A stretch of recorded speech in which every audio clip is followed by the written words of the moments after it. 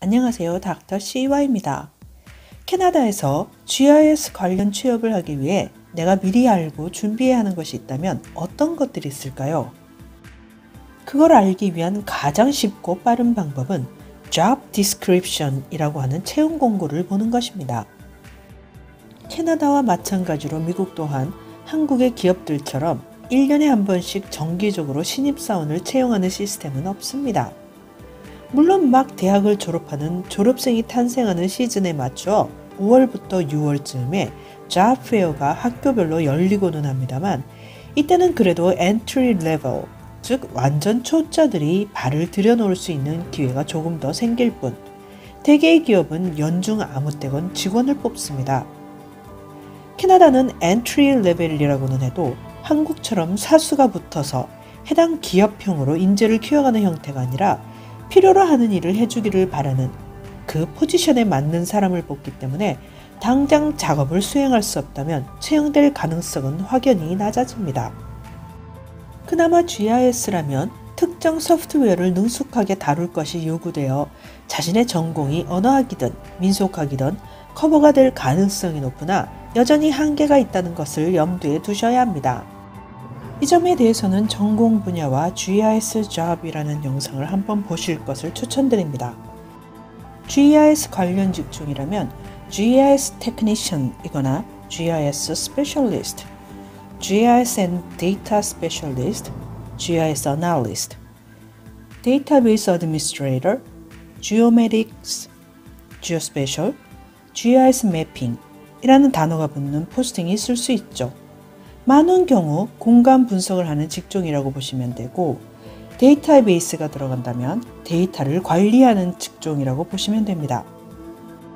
이러한 포지션 타이틀과는 별개로 확인해야 하는 중요한 요소가 있는데 지금 지원하고자 하는 곳이 일반 기업인지 혹은 정부, 공공단체인지를 잘 알고 그에 맞게 맞춤형으로 준비를 해나가야 한다는 점인데요. 이렇게 해야 하는 이유는 자신의 최종 직장이 어디일지를 그려본다면 보다 쉽게 이해가 가능합니다. 이러한 맞춤형으로 전략적으로 준비를 하기 위해서는 각 job description을 하나하나 찬찬히 들여다보며 올바르게 이해를 해야 합니다. 예를 들어서 이 기업의 GIS 테크니션을 구하는 job description을 한번 보죠.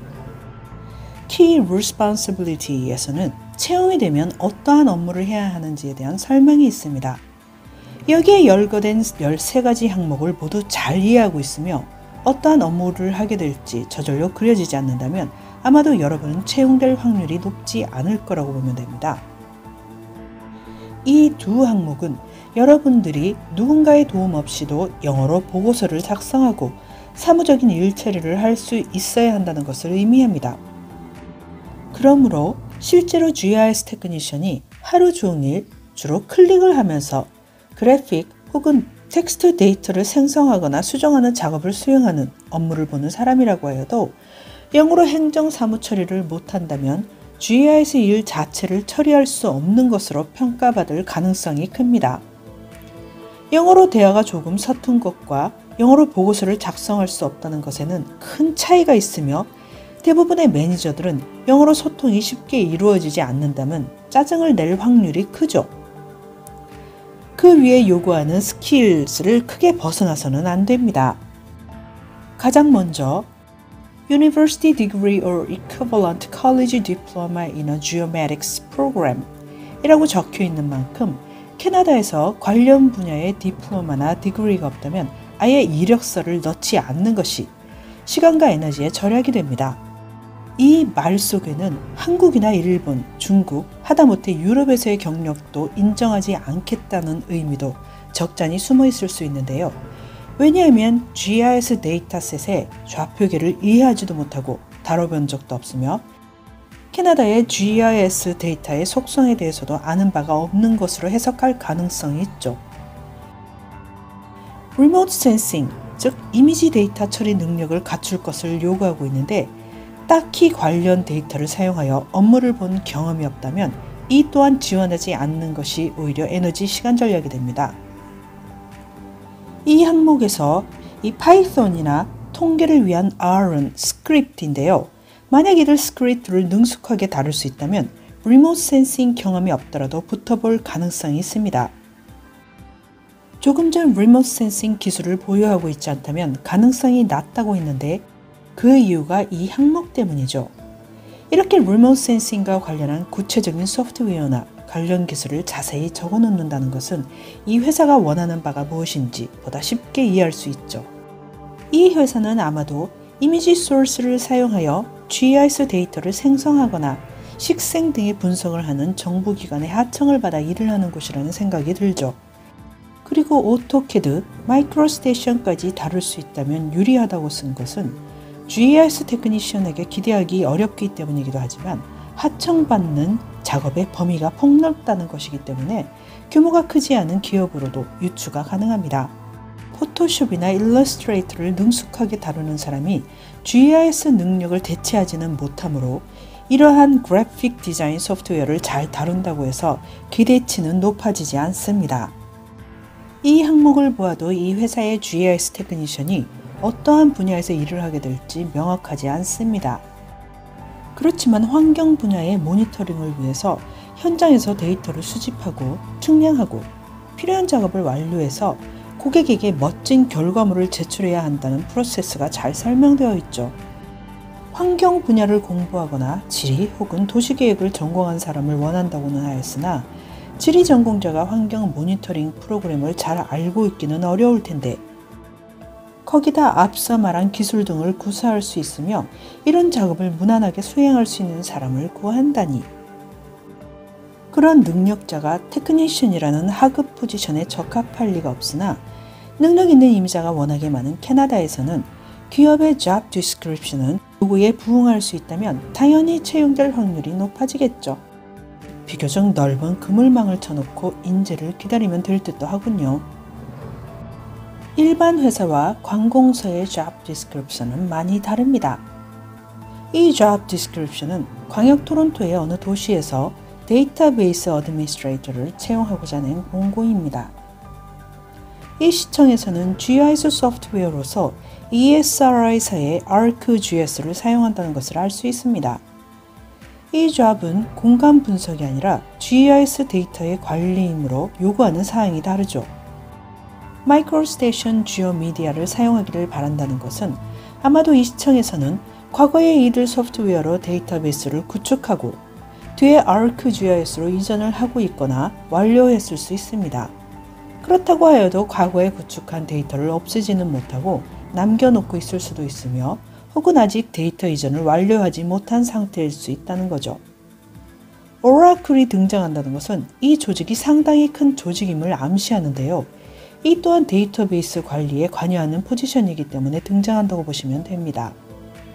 따라서 오라클을 사용할 수 없다면, 아니 최소한 SQL에 대해서 능숙하지 않다면 이 포지션은 내 것이라고 보기 어렵습니다. 그리고 가장 먼저 등장하는 Under the direction of the GIS IT Project Manager 이라는 말은 내가 누구 밑에서 일을 하게 될 것이며 누구에게 업무 보고를 해야 하는지를 알려주는 문구죠.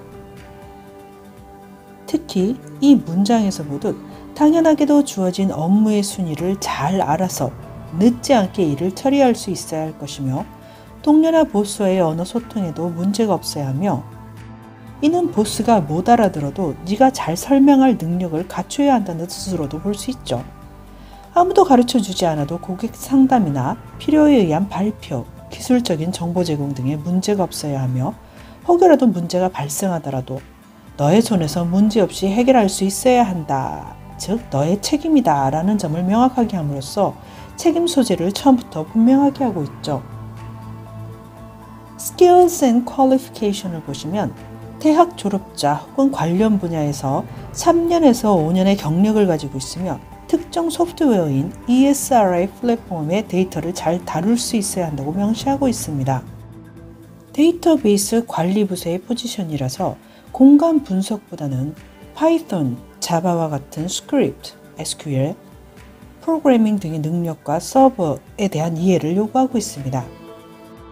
그 밖에도 가령 CRM 시스템스, 인포 한센의 능력과 이해를 요구하고 있으니 자신이 잘 모르는 기술이나 소프트웨어가 등장한다면 세세하게 따져서 공부를 해둘 필요가 있는 거죠.